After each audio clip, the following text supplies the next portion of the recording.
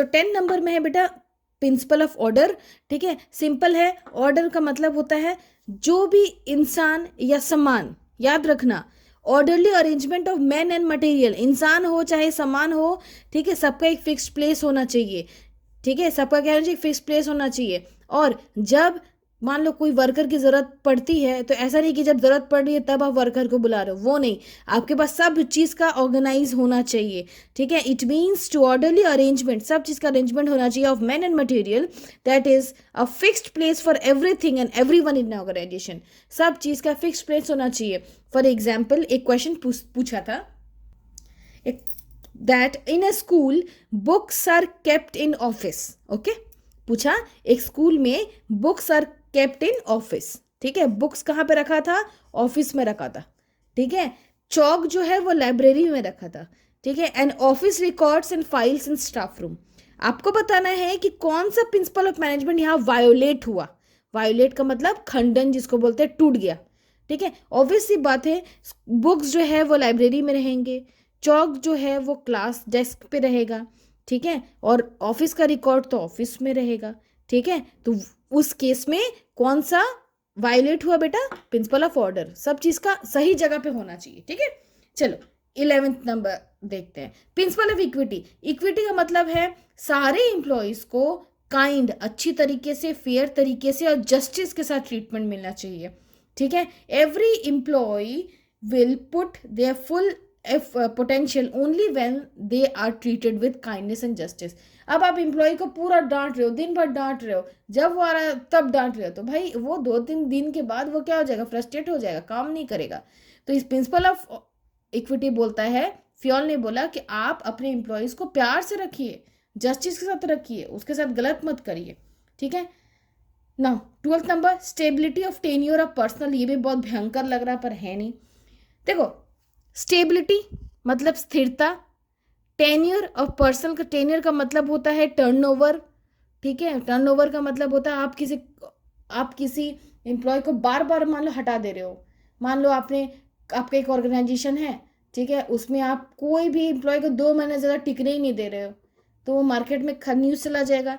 ठीक है, उस तरह आपके यहाँ पे कोई काम भी नहीं कर पाओ, उसको पता है भाई 2-3 महीने में तो निकाल ही देगा मुझे, तो वो नहीं होना चाहिए। फ्योल बोलता है कि आप अपने एम्प्लॉय को मत निकालिए, नोट फ्रीक्वेंट ट्रांसफर और टर्मिनेशन, ट्रांसफर भी मत करिए।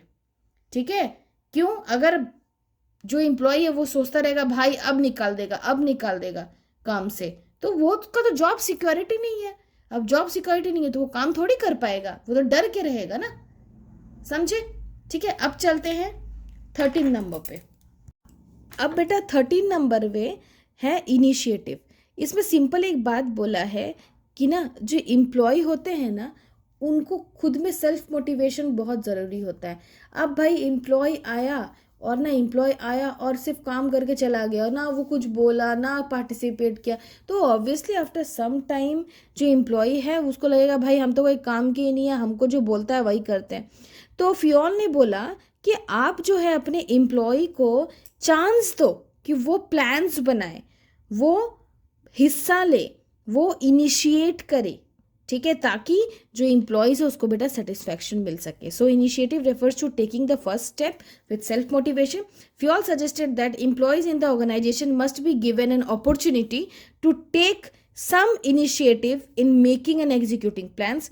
It gives satisfaction to employees. ठीक है, चलो ये देखते हैं 14th नंबर जो लास्ट नंबर है, स्पिरिट द कॉर्प्स। बाप सोचिएगा बाप ये कौन सा भाषा है।